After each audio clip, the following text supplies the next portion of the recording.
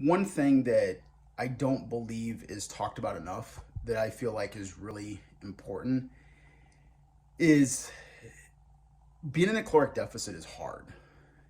And in the fitness industry, it somewhat chaps my ass where you'll see things like, oh, Carol lost 40 pounds in 12 weeks and she was so surprised by all the food she was eating. She never was hungry. And it's like, okay, good for Carol, but she must be an alien.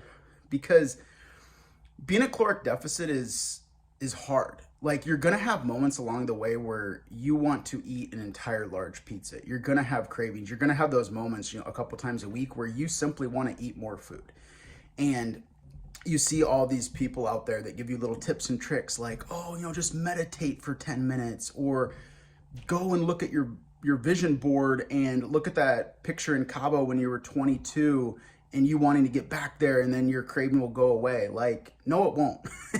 And there's all these like little things like drink a gallon of water or whatever the case may be. And I'm not saying there's no merit with that, but the simple truth and the honest to God truth is just sometimes you have to have the discipline and willpower to work through it. And when you're trying to lose weight and your body's adjusting to be in a caloric deficit, those things are going to happen.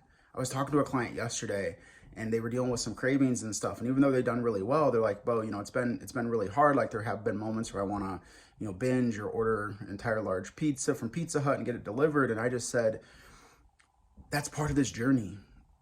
I know you might be looking for a secret or a tip or a trick for you to be able to get through that, but that's just part of it. There's going to be uncomfortable times. There's going to be moments where you're just going to simply have willpower and discipline on a Friday night to not order an entire large pizza and cheesy breadsticks from the local pizza joint.